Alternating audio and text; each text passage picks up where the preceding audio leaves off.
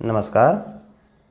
आज़ादी के अमृत महोत्सव के अंतर्गत हम लोग अपने फ्रीडम फाइटर्स को याद कर रहे हैं, जिसमें क्रमवार सीरीज में भगत सिंह को याद किया, चंद्रशेखर आज़ाद को याद किया। आज के दिन हम लोग शहीद वतन राजगुरु को याद करेंगे। राजगुरु का पूरा नाम था शिवराम हरि राजगुरु। अब राजगुरु इनकी उपाधि जो थी, जो इनके परिवार के लोगों को दी जाती थी, उसके थोड़ा हिस्टोरिकल बैकग्राउंड को देखते हुए फिर हम लोग इनके जीवन को देखेंगे कि कैसा त्याग और बलिदानपूर्ण इनका जीवन रहा है। और मातृभूमि के लिए ये हंसते हंसते जो फांसी पे चढ़ गए, चंद्रशेखर आज़ाद के नेतृत्व में ये लोग कार्य करते हुए, भगत सिंह और राजगुरु और सुखदेव, ये तीनों लोग जो बलिदान हो गए, इनके पूरे जीवन को हम लोग अपना कुछ मुख्य अंशों को चर्चा में रखेंगे। राजगुरु जो इनके परिवार की उपाधि थी, उसका एक हिस्टोरिकल बैकग्राउंड है। इनके पीढ़ी में लगभग 7 या 8 पुश्त पहले एक पंडित कचेश्वर हुआ करते थे, जो एक चाकड़ गांव में रहते थे और बड़े ही वो एक विद्वान पंडित थे, मंत्रों को जानते थे और मंत्रों को सिद्ध किए हुए थे। इस वजह से उनकी चर्चा पूरे क्षेत्र में, गांव में रहती थी। एक बार क्या हुआ, उस समय उनके गांव और आसपास के क्षेत्रों में बहुत अकाल पड़ गया। अकाल पड़ने से क्या हो गया, बारिश नहीं हो रही थी और बारिश नहीं होने की वजह से बहुत लोग वहाँ पे त्राहिमाम पड़ने से सभी लोग समझ सकते हैं कितनी सारी कठिनाइयाँ आ जाती हैं पारिवारिक जीवन में, सामाजिक जीवन में, खेती बाड़ी चाहे जो भी है, सब में कठिनाइयाँ आ जाती हैं। उस समय बहुत सारे भारतीय संस्कृति की मान्यता रहती है कि वहाँ पे यज्ञ कराए जाते हैं, बहुत सारे आयोजन किए जाते हैं जिसकी वजह से इंद्रदेव प्रसन्न हो और बारिश हो। तो उस समय क्या हुआ, बहुत सारे यज्ञ कराए गए, बहुत सारे पंडितों विद्वानों ने यज्ञ किया, लेकिन कोई असर नहीं हुआ। फिर इसके बाद क्या किया गया कि जो कचेश्वर पंडित थे, उनसे क्या किया गया, अनुरोध किया गया कि आप भी कुछ करें जिसकी वजह से कि यह अकाल चला जाए, ये जो सूखा पड़ा हुआ है और बारिश हो सके। तो उस समय पंडित कचेश्वर ने क्या किया था, एक बहुत बड़ा यज्ञ किया। उस यज्ञ में इनके मंत्रों की सिद्धि की वजह से क्या हुआ, बहुत भारी वर्षा हुई अगले ही 2-3 दिनों के अंदर, और पूरा वहाँ पे हरियाली आने लगी और जनजीवन सामान्य हो गया। तो लोग बड़े प्रसन्न हुए। प्रसन्न होने की वजह से क्या हुआ, उनका नाम और ख्याति और दूर दूर तक फैलने लगा। इसकी वजह से क्या हुआ, वो समय था छत्रपति शिवाजी महाराज के पौत्र का समय चल रहा था, जिनका नाम था साहू संभाजी भोसले छत्रपति। जो साहू संभाजी राजे भोसले थे, वो क्या थे, उस समय बहुत सारे लोगों की तरफ से क्या हो रहा था, आक्रमण हो रहे थे उनके ऊपर, उनके राज्य के ऊपर। वो बहुत परेशान थे। तो उन्होंने चकेश्वर पंडित का नाम सुना और उनकी विद्वता और उनकी शक्ति थी, मंत्रों की शक्ति और उनके जो आध्यात्मिक शक्ति थी, उसका आशीर्वाद लेने के लिए उन्होंने क्या किया, उनके पास आए और उनसे आशीर्वाद लिया और प्रार्थना की कि आप हमारे लिए कुछ ऐसा करें जिससे कि ये जो हमें परेशानियां आ रही हैं, कठिनाइयां आ रही हैं, उसको हम लोग संघर्षपूर्ण तरीके से लड़ सकें और जीत सकें। पंडित कचेश्वर ने उनको आशीर्वाद दिया कि आप विजयी होंगे, आप अपने मातृभूमि की रक्षा कीजिए, सेवा कीजिए। साहू संभाजी जो राजे भोसले थे, वो बड़े ही बढ़िया उस समय के अपने मातृभूमि के उपासक थे और अपनी जो समाज है उसके लिए अच्छा करते थे। तो वो क्या हुआ, इनके प्रभाव से उन्होंने हर जगह विजय हासिल की और अपने राज्य को अच्छा स्थापित कर लिया, बढ़िया अपना राजकाज चलाए। और वो प्रसन्न होकर क्या किए, ये जो पंडित कचेश्वर हैं, इनको राजगुरु की उपाधि दिए। क्योंकि राजगुरु क्या होता है कि राजगुरु जो होता है वो राज परिवार का गुरु होता है, जिसकी वजह से क्या होता है कि राज परिवार मार्गदर्शन लेता है, उसके नेतृत्व में अपने युद्ध और समाज के गतिविधियों को अंजाम देता है। तो इस तरह से यह एक हिस्टोरिकल बैकग्राउंड था, जिसमें राजगुरु के जो अपने परिवार के जो 7 पुश्त पहले लगभग थे पंडित कचेश्वर, वहाँ से उनको पंडित कचेश्वर राजगुरु की उपाधि, और उस परिवार में जो भी जन्म लेते थे उनके नाम के आगे राजगुरु रखा जाता था। अब हम लोग देखते हैं क्या इनके पिताजी कौन थे और माताजी कौन थी। इनके पिताजी का नाम था हरि नारायण और माता का नाम पार्वती। इनके पिताजी भी खेड़ गांव में रहते थे और बड़े विद्वान थे। माता जो पार्वती जिनका नाम था, वो बड़ी अनन्य शिव भक्त थीं और भगवान शिव की पूजा करती थीं। इनकी 3 बहनें भी थीं। जो पार्वती थी वह हरि नारायण की दूसरी पत्नी थी और इनकी 3 पुत्रियां के बाद जब ये पुत्र होने वाले थे शिवराम हरि राजगुरु, तो क्या हुआ, वो 24 अगस्त का दिन था सन 1908 का और श्रावण मास का यानी सावन महीने के वह पहले सोमवार का दिन था। तो श्रावण मास के सोमवार के दिन जब इनका जन्म होता है तो इस वजह से उनका नाम शिव नाम रखा जाता है, शिव। और इनके पिताजी का नाम हरि नारायण है। तो उस गांव की परंपरा में है, हर जगह पूरे देश में अलग अलग परंपराएं हैं। साउथ में कहीं पिताजी का नाम पहले लगाया जाता है, फिर बाद में बच्चे का नाम आता है। कहीं क्या होता है कि पहले दादाजी का नाम, फिर पिताजी का नाम, फिर अब जिसका बालक है उसका नाम, यह 3 नामों का संयोग से बनता है। तो वहाँ पे क्या परंपरा थी कि शिव बालक का नाम, फिर हरि पिताजी का नाम और उसके बाद राजगुरु, शिव हरि राजगुरु इनका नाम पड़ा। अब माता भक्त थी, शिव भक्त, पिता भी सनातन धर्म के बड़े विद्वान, परंपरा भी थी, बड़ा विद्वान परिवार रहा है, राजा के परिवार का सहयोगी रहा है।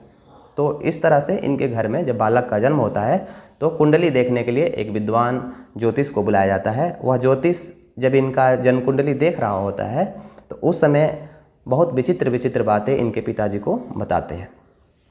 पहली बात क्या बताते हैं कि यह बच्चा जो है बहुत विचित्र योग है इसके, यह बड़ा दयालु, बहुत ही वीर साहसी यह बच्चा होगा और यह क्या करेगा, इसके नाम का डंका पूरे देश में, पूरे क्षेत्र में, पूरी दुनिया में बजेगा। लेकिन इसके साथ साथ कुछ इन्होंने और भी दुखद बातें भी बता दी जो इनके पिताजी के लिए, माताजी के लिए असहनीय हो गई उस समय, कि यह बच्चा क्या होगा, जीवन पर्यंत शादी नहीं करेगा। और दूसरी बात एक और बता दी कि यह बच्चा अल्पायु का होगा। लेकिन यह दोनों विरोधाभास कि इसके नाम का डंका पूरी दुनिया में बजेगा या बहुत बहादुर होगा, बहुत सूरवीर होगा, दयालु होगा, इन सारे गुणों के साथ साथ जब इन्होंने ये बातें सुनी तो यह थोड़े परेशान हुए इनके पिताजी। लेकिन फिर भी माता शिव भक्ति उस आस्था में फिर जीवन दिनचर्या चलने लगी आगे। शिवराम हरि राजगुरु के नाम से यह बच्चा बचपन से ही बहादुर और विद्वान था। और एक समय में क्या होता है कि इनके गांव में जब ये लगभग 10 वर्ष के थे तो शंकराचार्य जी इनके गांव में आते हैं। शंकराचार्य जी के आने के बाद जब ये 10 वर्ष की आयु में ही इन्होंने क्या किया, उनके सानिध्य में जाकर और 3 दिनों तक क्या किया, इन्होंने बिना अन्न जल के व्रत करके उनकी सेवा की और उनसे आशीर्वाद प्राप्त किया। लगभग 6 वर्ष की उम्र थी तभी इनके पिताजी स्वर्ग को सिधार गए। बचपन में ही पिताजी के चले जाने के बाद जिम्मेदारी माता पार्वती के ऊपर, और बड़े ही प्रेम से इसको पालन पोषण कर रही थी। उसी समय एक इनके गांव के पास नदी थी, भीमा नदी पे पुल का निर्माण का कार्य चल रहा था। और उस समय भारी बाढ़ के कारण नदी में जो पुल बन रहा था, जलधारा के तेज प्रवाह के कारण क्या हो रहा था, वो पुल कहीं न कहीं से बार बार टूट जा रहा था, बनने का कार्य पूर्ण नहीं हो रहा था। और उस समय की मान्यताओं के अनुसार वहाँ पे क्या था कि कोई एक बलि दी जानी थी कोई बच्चे की, जिसकी वजह से वो पुल का निर्माण कार्य पूरा हो सके। इस वजह से सभी जो नवजात शिशु थे या जो छोटे बच्चे थे उनको लेकर उनकी माताएं डरी हुई सी थीं। एक बार क्या हुआ कि उनकी माताजी शिवराम हरि राजगुरु को लेकर बाजार जा रही थी। उसी समय उस पुल के आसपास ही एक पीपल के वृक्ष के नीचे एक साधु जैसा व्यक्ति बैठा हुआ था और टकटकी लगाए इस बच्चे के ऊपर नज़रें गड़ाए हुआ था। माताजी ने जब गौर किया, इनकी पार्वती ने जब गौर से देखा तो साधु टकटकी लगाकर इनके बच्चे को देख रहा था। तो इनकी माँ जो है वह संकोच में पड़ गई और क्रोधित भी हुई कि ऐसे क्यों हमारे बालक पे नज़रें लगा के देख रहा है, कुछ लग रहा है कि कुछ जादू कर लेगा या कुछ ऐसे करेगा क्या। तो उन्होंने बड़ी ऊंची आवाज़ में उस साधु को बोला, क्या कर रहे हो, ऐसे क्यों देख रहे हो मेरे बच्चे को। तो फिर क्या हुआ, वह साधु मुस्कुराता रहा। तो माताजी ने फिर से पूछा, क्यों ऐसा कर रहे हो, मेरे बच्चे को क्यों देख रहे हो। तो बोले, यह आपका बच्चा नहीं है माता, ये पूरे भारतवर्ष का बच्चा है, यह पूरे संसार का बच्चा है, यह तो साक्षात शिव का स्वरूप है, विश्वनाथ है ये तो साक्षात, ऐसा कह के उन्होंने कहा। और तो बोले माता कि तुम ऐसा क्यों कह रहे हो, मुझे तो तुम कोई धूर्त सा लग रहे हो। बोले माते मैं कौन सा धूर्त हूँ, मैं तो एक साधु हूँ माई। मैं क्या हूँ, मैं तो रामेश्वरम जा रहा था, रास्ते में आराम करने के लिए बैठा हूँ, लेकिन ये तो साक्षात शिव का दर्शन हो रहा है मुझे। और ऐसा कह के उन्होंने उसके बारे में कुछ और बातें बताई। तो माता पार्वती तो शिव भक्त थी ही, और उसके साथ ही उस साधु के बातों पे इन्होंने विश्वास किया। साधु तो वहाँ से चले गए ऐसी बातें कह के। उसके बाद इनकी माता जी ने क्या किया, जो शिव राम इनको कह के पुकारा जाता था, उसके बाद से यह बापू साहब कह के पुकारने लगी, और यह घर का नाम और अपने क्षेत्र का नाम क्या हो गया, बापू साहब हो गया। अब इसके बाद ये देखना है कि राजगुरु अब इसके आगे कैसे बढ़ते हैं, इनका जीवन कैसे आगे बढ़ता है, इनके अंदर क्रांति का बीजारोपण कैसे होता है, यह इतने बड़े क्रांतिकारी के रूप में कैसे एक छोटा सा बालक पहुंच जाता है, यह हम लोग अब क्रम से देखेंगे। उस समय क्या होता है, 13 अप्रैल 1919 जो जलियांवाला बाग हत्याकांड था, जिसमें हजारों औरतों और बच्चों को अंग्रेज़ों के द्वारा मौत के घाट उतार दिया गया था निर्ममता के साथ। पूरा देश उस समय कष्ट और दुख झेल रहा था इस घटना के साथ, उनके अत्याचारों को देख करके। तो उस समय क्या था, ये बालक क्या थे, बहुत ही छोटे थे, और वह उस समय अपने स्कूल में गए थे, और इनके कुछ शिक्षक स्टाफ रूम में, जैसे शिक्षकों का एक रूम था, उसमें बैठ के बातें कर रहे थे उस जलियांवाला बाग हत्याकांड के बारे में। और उस घटना को ये क्या कर रहे थे, बाहर से उसकी कुछ बातों को ये सुन रहे थे और समझ नहीं पा रहे थे, क्योंकि उम्र भी बहुत कम थी, और उस बातों को समझ नहीं पा रहे थे कि इसमें अब क्या करना है, क्या ये शिक्षक बातें कर रहे हैं। तो उसको सुनते हुए उनके मन में बहुत सारे प्रश्न उठ रहे थे, और इस प्रश्न का उत्तर पाने के लिए वो अपनी माँ से भी पूछे, लेकिन वो उत्तर नहीं मिल पाया उनको सटीक। तो उनके गांव में एक बड़े बुजुर्ग थे जो 1857 की क्रांति में एक सिपाही भी थे। अब वो वहाँ से छोड़कर गांव में आकर खेती बाड़ी करते थे, लेकिन उनके बारे में यह प्रचलित था कि वह क्रांतिकारियों की गुप्त तरीके से सहायता भी करते हैं, उनकी मदद करते हैं। तो यह जो शिवराम हरि राजगुरु जो थे, वह उनसे जाकर मिले, और उन्होंने कहा उनसे कि दद्दा मैं आपसे कुछ प्रश्न पूछता हूँ। तो दद्दा ने कहा ठीक है पूछो बेटा। तो उन्होंने कहा ये बताइए कि ये क्रांतिकारी कौन होते हैं। तो उन्होंने कहा क्रांतिकारी, तुम ऐसी बातें क्यों कर रहे हो, ऐसे प्रश्न तुम्हारे अंदर कहाँ से आ गए, बोले। तो उन्होंने बताया कि हमारे जो शिक्षक थे स्कूल में, वो लोग ऐसी बातें कर रहे थे, और जो जलियांवाला बाग हत्याकांड में कुछ क्रांतिकारियों का जिक्र कर रहे थे, भारत माता की बात कर रहे थे। तो इन सब शब्दों को वो पकड़ लिए थे, और उनको वो समझ नहीं पा रहे थे, चूँकि बालक उम्र था। तो उनको जानने के लिए वो उस दद्दा से प्रश्न उत्तर कर रहे थे। तो उन्होंने कहा, तो ये बातें बता दी कि स्कूल में ये सब शब्द सुने थे, लेकिन अर्थ नहीं समझ पाया हूँ, आपसे जानने के लिए आया हूँ। तो उन्होंने क्या किया, ठीक है। तो उनका पहला प्रश्न क्या था कि ये क्रांतिकारी कौन होते हैं। तो उन्होंने कहा कि वो व्यक्ति जो अपने देश के लिए अपने स्वयं की इच्छाओं का त्याग करते हुए जो त्याग और बलिदान करता है, मातृभूमि के लिए जीता है, बस देश की सेवा के लिए बस जीता है, उसी के उद्देश्यों के लिए जीता है, वह क्रांतिकारी होता है। तो फिर उन्होंने पूछा ये भारत माता कौन है। बोले ये हमारी जो जननी है, ये जो जन्मभूमि है, और जहाँ पे हम लोग जी रहे हैं, रह रहे हैं, यही हमारी मातृभूमि है, यही भारत माता है। और क्रांतिकारी जो होते हैं, इन्हीं के लिए अंग्रेज़ों से मुक्त कराने के लिए, आज़ाद कराने के लिए लड़ते हैं, अपने जान और प्राण न्यौछावर कर देते हैं। तो इस तरह से राजगुरु के कुछ प्रश्नों के साथ और भी कई सारे प्रश्न उन्होंने किए, और उनके अंदर क्रांति का बीजारोपण उन्होंने उसी समय दद्दा से कहा कि मैं भी भारत माता की आज़ादी के लिए क्रांतिकारी बनूंगा। इस तरह के शब्दों के साथ वो आगे फिर बढ़ते हैं। इसके बाद क्या हुआ, ये राजगुरु का मन जो था वो पढ़ाई में न लगकर क्रांति की चीज़ों में, देश की सेवा के लोगों के बारे में जानने, पढ़ने और समझने में लगने लगा। उस समय इनके एक जो बड़े भाई थे दिनकर जी, उन्होंने क्या किया कि इनको नहीं पढ़ने के लिए कई बार इनको टोकना शुरू कर दिया कि तुम पढ़ाई नहीं कर रहे हो, तुम्हारा पढ़ाई में मन नहीं लग रहा है, तुम अंग्रेजी नहीं सीख रहे हो। तो ये अंग्रेजी को लेकर बहुत ही सख्त थे कि हमें अंग्रेजी की पढ़ाई बिल्कुल भी नहीं करनी है। वो अंग्रेजी बिल्कुल भी नहीं पढ़ना चाहते थे।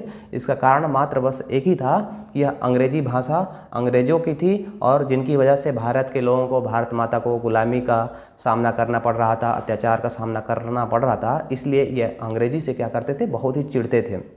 लेकिन उस समय क्या था कि अंग्रेजी पाने वालों को, अंग्रेजी बोलने वालों को, पढ़ने वालों को ही अच्छी नौकरी मिल पाती थी। और इनके भाई जो दिनकर थे, उस समय चूँकि बहुत पहले राज परिवार से जुड़े होने की वजह से इनके परिवार की आर्थिक स्थिति तो बहुत ठीक थी। लेकिन भविष्य में क्या हुआ कि परिवार को आर्थिक कठिनाइयों का सामना करना पड़ रहा था। उस समय इनके जो बड़े भाई थे, इनकी माता, दो माताएं थीं, मतलब एक पिताजी की दो पत्नियां थीं। उसमें से एक बड़े भाई थे दिनकर, वो इनको पढ़ने के लिए प्रेरित कर रहे थे, लेकिन इनका मन अंग्रेजी न पढ़ने में लग रहा था। तो दिनकर ने क्या कहा कि अगर तुम नहीं पढ़ोगे तो घर का काम कैसे चलेगा, फिर तुम ऐसी नौकरी नहीं पाओगे। तो इन्होंने साफ रूप से इनकार कर दिया कि नहीं, मुझे अंग्रेजी की पढ़ाई नहीं करनी है, मुझे अपने मातृभूमि की सेवा करनी है, मुझे देश के लिए जीना है। इन्होंने स्पष्ट कर दिया उस छोटी उम्र में ही। उस समय फिर इन्होंने, दिनकर ने गुस्से में आकर क्या कहा कि तुम्हें अगर ऐसी बातें करनी है तो तुम इस घर में नहीं रह सकते, तुम यहाँ से जा सकते हो। और उन्हें लगा कि यह एक मामूली सी बात होगी, लेकिन उसी समय राजगुरु ने तुरंत ही क्या किया, ठीक है ऐसा कहकर और अपने माताजी का आशीर्वाद लेकर क्या किया, अपने घर को छोड़ दिया।